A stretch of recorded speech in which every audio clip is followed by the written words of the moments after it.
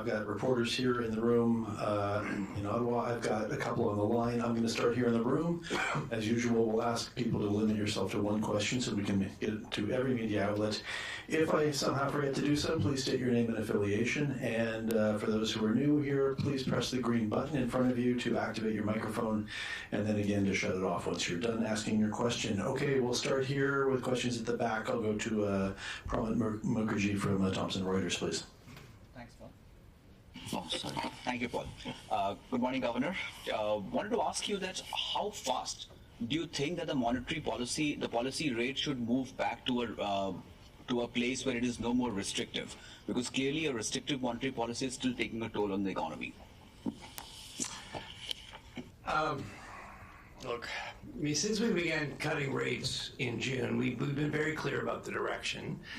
We've also been clear we're going to take our decisions one meeting at a time based on the best available information. So today, we decided to cut the policy rate by 50 basis points, so we took a bigger step. And that really reflected the fact that the information we've received in the last 2 months suggested it was appropriate to take a bigger step. So what is that information that we particularly focused on? I mean, first, obviously, inflation. Headline inflation has come down significantly. Yes, part of that is global oil prices. You saw a big decline, particularly in gasoline prices, and then that can be volatile. But if you look beyond that, there are some more fundamental factors. Core inflation has continued to gradually ease, largely as we expected. If you look at shelter price inflation, it's still elevated, but it has started to come off, and that has increased our confidence that will gradually continue to ease. We've still got excess supply in the economy. Labor market's still soft. You are seeing, the excess supply in the economy is putting downward pressure on many goods and services prices. You're seeing that particularly in consumer goods prices, which have been quite soft. And if you look at expected inflation, our own surveys of inflation perceptions, consumer and businesses' expectations of inflation have come down and are now nearing normal. If you look at the economy, it's growing, but the economy continues to be in excess supply. The labor market is soft. Our growth forecast hasn't changed a great deal, but we have revised down near-term growth a little. So you put all that together, to us that suggested it was appropriate to take a bigger step today, so that's what we did. We've also indicated that if the economy continues to evolve broadly in line with our forecast, we do anticipate further cuts in our policy rate, and as I said, we're going to continue to take those one at a time based on the best available information. Our focus now is very much on keeping inflation close to the target. There's going to be some fluctuations. There inevitably will be some month-to-month fluctuations. We're focused on keeping it close to the middle of the 1% to 3% range. So, what does that mean? It means as the upward forces on inflation ease, we need demand to strengthen, take up the slack. In terms of the data we're going to be particularly focused on between now and December, look, I think it's both inflation and growth. We're going to get the third quarter national accounts. We're going to get a couple of employment reports. We're going to get a CPI release.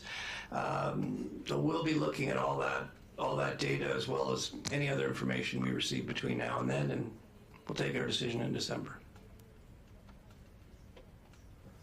Okay, thanks. Next, I'll come over here to Mark Rendell from the Globe and Mail, please. Thanks for taking the question. I'm wondering, at the Governing Council table, how much discussion was there of a 25 basis point versus 50 basis point move, and was there any discussion of an even larger cut, given that rates are still restrictive, inflation is back on target, and you want growth to pick up? Mark, look, we had a good discussion. We always chew through the alternatives, but what I can tell you is, look, there was a clear consensus that it was appropriate to take a larger step today, cut 50 basis points. In response to the previous question, I really outlined, what what we saw in the recent data and what that led us, why that led us to cut 50 basis points today. There was also broad agreement that if the economy continues to evolve broadly in line with our forecast, that we expect we'll be cutting rates again. We'll be cutting rates further. We're going. We will continue to watch the data as it comes out relative to our forecast, and we'll take those decisions one at a time. You'll get the summary of deliberations in a couple of weeks, and you'll get a little more color around that. But yeah, I think the bottom line is there was a clear consensus that it was appropriate to do 50 today, and that's what we've done. Okay, next I'm going to come over to Randy Thantong-Knight from Bloomberg, please. Hi. The bank has said that it would keep QT going as long as they're cutting for normalization, but 50 basis point cuts aren't really typical of normalization. Does this acceleration in the pace of rate cuts suggest that you will bring forward the timing for when you will end QT? You want to say that? Yeah, I mean, I think, Randy, our position on QT really hasn't changed. We've always said it'll operate in the background and it'll support our rate cuts.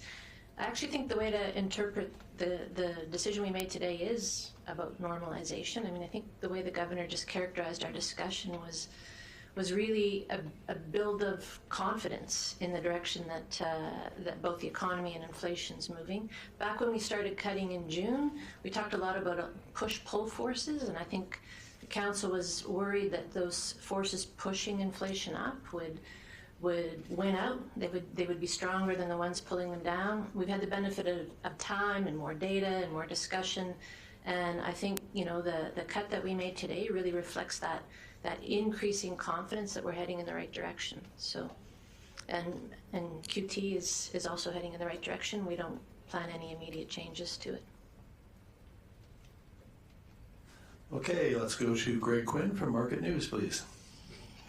Good morning. I'm already seeing some economists interpreting the jump to 50 from the 3 moves of 25 as a sign that the real concern is undershooting of the inflation target. Can you tell me what's wrong with that kind of interpretation of what you're doing today? Well, Greg, as I indicated, for a number of reasons, we thought it was appropriate to take a bigger step today. That's what we've done. We've continued to indicate we expect there will be further cuts in our policy rate if things evolve broadly as we've expected. In terms of the decisions we've taken recently and where we're headed, I mean, we started cutting our policy rate in June. We've cut it at successive meetings. We've had 4 cuts, taken the policy rate from 5 down to 3 3/4. As I've indicated, we expect that if things evolve as we're forecasting, there are more cuts to come. If you look at our forecast, it has inflation staying close to the middle of the 1% to 3% range. As I indicated, yes, there are going to be some monthly fluctuations. We're not literally going to hit 2% every month, but our own forecast has it staying close to the middle of the range. And at the same time, with lower inflation, with lower interest rates, the stage is set for growth to pick up. Our forecast has growth picking up gradually, 2.1% next year, 2.3% in 2026. So it's a pretty good looking story. Lower inflation, lower interest rates, a pickup in growth. There are some risks around that outlook, and we certainly highlight those. I think that the biggest downside risk we see is that it could take longer than we think for lower interest rates to pass through to stronger household spending. On the upside, though, we know housing is very interest sensitive. As we lower rates, we've got a pickup in housing in our forecast. That could happen faster. It could be bigger than we are expecting. We've also got wage growth, which is still elevated relative to productivity. We think that will gradually come down, but if wage growth stays up relative to productivity or productivity doesn't pick up, there could be more cost pressures in the economy. Look, we think the risks around our outlook are reasonably balanced, but we're going to be watching those risks closely, and we'll be seeing how things develop, and if things break one way or the other, I expect that'll feed into our decisions. Okay, next on my list I have Jordan Gowling from the Financial Post. Go ahead, please, Jordan. Yeah, I wanted to ask about housing.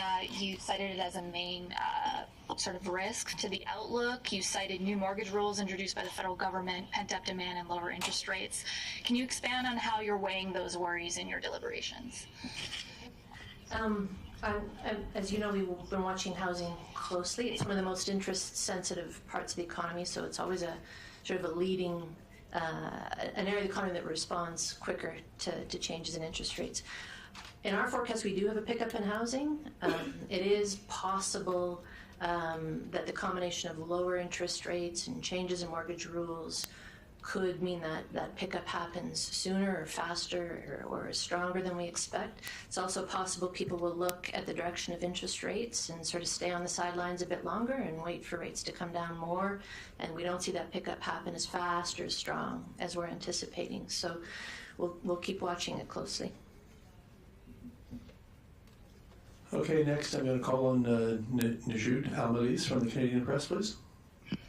Hi, Governor. After the last rate cut, you signaled that the bank's ready to cut faster if warranted, and now you have. I'm wondering how likely you think it is that you'll have to cut by another 50 basis points in December. Look, I'm not gonna handicap the next move. I think we've been pretty clear on the direction, and I think we've been pretty clear that, look, the timing and the pace is going to depend on how the data evolves, what we see, and what we think is needed when we get there. We're going to get a fair amount of information between now and December, and we're going to take our December decision in December. Okay, next is Alicia Sikirska from Yahoo Finance. Thank you for taking our questions. While inflation has gone back to target, Canadians aren't necessarily cheering that fact, just given how high prices are. Do you expect this fourth cut to make a difference in terms of how Canadians are experiencing the economy versus what we keep telling them about the data? Well, look, first of all, thank you for the question. It has been a long road back from the high inflation we experienced coming out of the pandemic. And yeah, it's been tough. High inflation, high interest rates have been painful for Canadians. Now we're back to low inflation. Interest rates are coming down, and with today's 50 basis point cut, that is setting the stage for growth to pick up. So yeah, it's been a long fight against inflation, but it's worked. And the outlook, we're coming out the other side, and I think Canadians can breathe a sigh of relief. I think it's a good news story. The second thing I would highlight, though, is we've got inflation down. We're back to low inflation. Now we need to keep it there, and our focus is very much now on maintaining low inflation, keeping inflation close to target. Price stability is low, stable inflation. We're back to low inflation. Now we need low and stable inflation. And when I say we need to stick the landing, that's what it means. That's sticking the landing. Right, next we'll go to Paul Vieira from the Wall Street Journal. Go ahead, please, Paul. Governor, with inflation coming back to 2% much earlier than the bank expected, is it fair to say that perhaps officials underestimated the underlying weakness in the Canadian economy? Hey, Paul,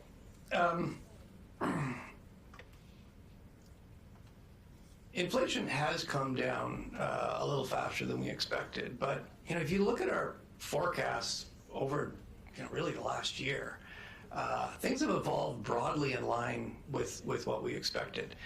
we are pleased to see that inflation has come back a little quicker. Reflecting that, we've taken a 50 basis point cut today. That should help get bring demand and supply back into balance in the economy. But if you look over the last year, really, the main message is it hasn't been easy. Higher interest rates have been tough on Canadians, but monetary policy has worked, and it's worked largely as we've expected. And since June, we've been cutting our policy rate. We're coming out the other side, and as I said, our focus really very much now is on sticking the landing, keeping inflation where it is. All right, we'll now go to Kevin Carmichael from The Logic, please. Good morning.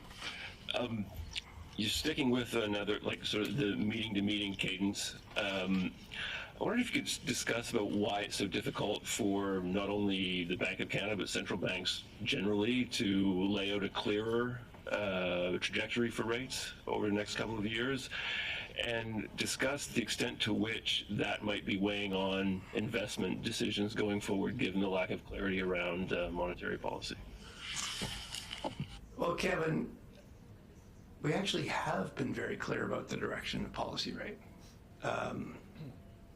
Since June, since we cut in June, we've been indicating that if things continue to evolve broadly in line with our forecasts, we anticipate cutting our policy rate further, and that's what we've been doing. So I do think we've been clear about the direction. When it gets down to exactly what you're going to do at each meeting, is it 50, is it 25? That is something that is going to depend on how the data evolves. And why is it difficult? Well, it's difficult because we don't know the future. If we knew the future, it would be easier, but of course none of us do. We're discovering how the economy is evolving like everybody else, and based on the best available information we have at the time, we'll take our decisions. But we have really been very clear about the direction, and I think we're being very transparent about the fact that we're going to take each decision at the time based on the best available information. By putting out our forecast, it does allow market participants, Canadians, to assess, are things coming out in line with what we thought? Are they coming in below? Are they coming out stronger? And you can see that. It will, as that happens, you can see the probabilities in the market as to what we will do start to shift. And I think that is part of the value of putting out our forecast. It tells people what we think, and they can evaluate the data just as we do relative to that forecast. Okay, our final question here in Ottawa is going to be from Mike Lecouture of CTV, please. I just wanted to pick up on what one of my colleagues is mentioning, and how you had said Canadians can breathe a sigh of relief, but a lot of Canadians don't feel that, even though the numbers are bearing it out that we are doing better. Canadians aren't feeling that. How do you bridge that gap? Look, we're very aware of that. We certainly survey Canadians' plans, spending plans, expectations regularly, and yes, you can see it in our own consumer survey. There is a lot of hesitancy. I think the message today is that with inflation down, Canadians they don't have to worry as much about big changes in their cost of living. They've got lots of things to worry about, but our commitment, we've got inflation down. It has been a long road.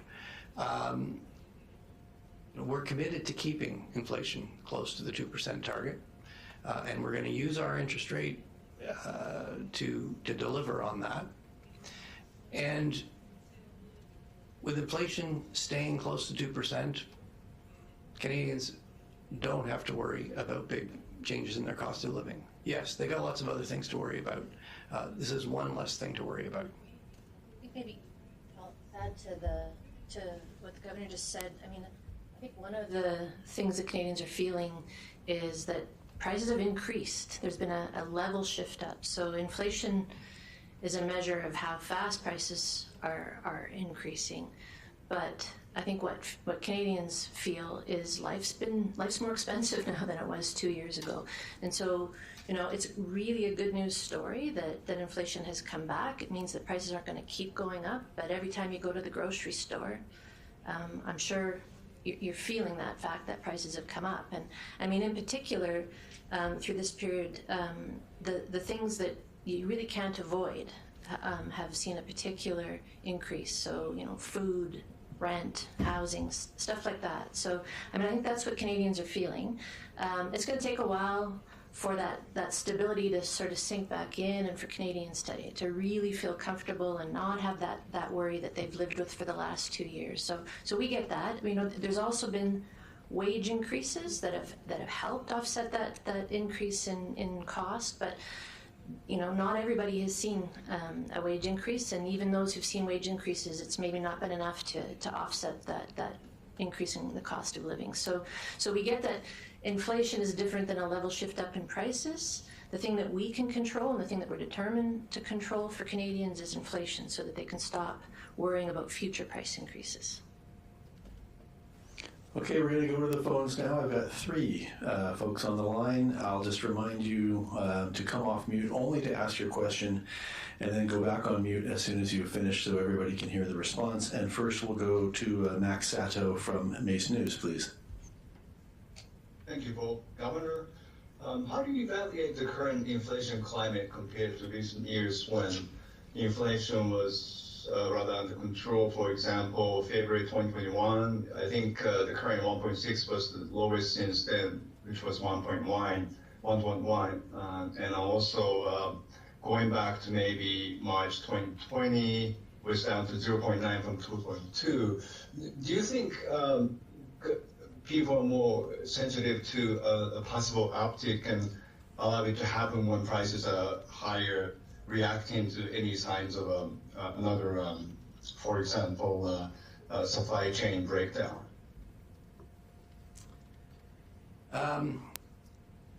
Well, it's a little bit of a difficult question to answer, because Canadians have a range of experiences. I think coming back to what we've been talking about, Canadians have been through a lot in the last few years. Pandemic, high inflation, high interest rates. Pandemic's long gone.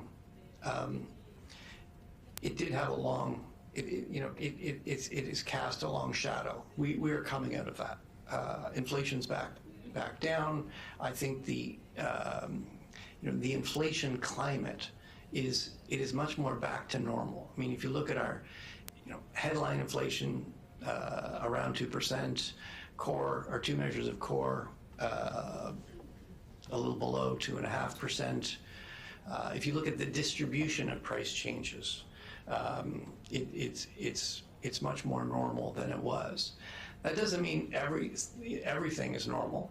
There's still some fallout, and I think having come through this period of high inflation, yes, I mean that has impacted Canadians. Canadians are still living with the higher prices at the grocery store, in particular. They're living with higher rents, but with inflation now low, and with our commitment to keep it low, we're getting back to a much more normal situation. And yeah, I think that is going to be some relief for Canadians. It's going to take some time. As I said, price stability is low, stable inflation. We've got back to low. Now we need to deliver on stable.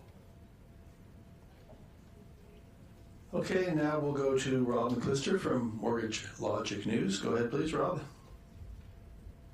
Good morning. I'm curious how much the bank factors in bond market expectations. So, for example, yields are up today despite the 50 basis point rate cut. Seems the market doesn't really believe we need much more rate cuts that are already priced in. So, if yields were to start marching higher, maybe with U.S. yields going up, how much would that market outlook affect your expectation of how much more easing we need here in Canada? Well, these hypothetical questions are always a little hard to answer. Look, obviously, we look at broad financial conditions because that has an influence on the strength of demand in the economy.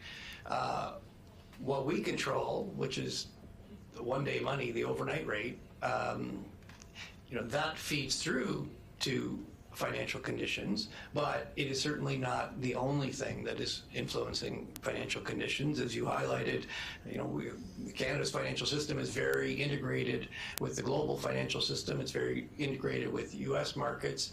So all those things are also going to affect financial conditions in Canada. And yes, we look at financial conditions when we're taking our decisions because people don't fund their mortgage at our overnight rate. They fund their mortgage at their mortgage rate, which could be a variable rate. It could be a 5-year rate. If you're a business, you're not borrowing money overnight at the Bank of Canada rate. You're paying the prime rate. You're probably borrowing for a few years. So yes, we do look at the rates that businesses and households are actually facing. That's a key ingredient to broader financial conditions, and that's something we look at when we take our interest rate decisions. Et si je comprends bien, Monsieur Gérard Filion de Radio-Canada est maintenant avec nous sur le téléphone. Alors, Monsieur Filion, avez-vous une question? Do you have a question? Oui, absolument. Vous évoquez, M. Macklem, bonjour d'abord, vous évoquez dans le rapport de la politique monétaire que les perspectives économiques sont soumises à une incertitude géopolitique accrue, notamment les élections aux États-Unis. Et il y a beaucoup d'économistes qui se sont inquiétés récemment de l'impact des tarifs douaniers qui pourraient être imposés sur les importations aux États-Unis, de l'impact que ça pourrait avoir sur l'économie canadienne et sur l'inflation aux États-Unis et en général. Quel serait l'impact que ça pourrait avoir sur la politique monétaire au Canada? Oui, comme vous avez souligné, il y a des incertitudes géopolitiques, oui, possibilité des tarifs, il y a des conflits autour du monde, il y a des élections importantes. Donc, oui, ça crée des risques à deux côtés. Si ces risques matérialisent, s'il y a des changements de politique, on va les pris en compte, on va réviser nos prévisions et ça peut influencer nos décisions. À ce point-ci, j'ai pas d'analyse de différentes politiques. Les politiques ne sont pas déterminées, ne sont pas annoncées, mais oui, si les politiques changent, on va regarder les implications pour le Canada. Okay, and with that will conclude today's press conference. Thank you, Governor, Senior Deputy Governor, and thanks to all of you for joining us today.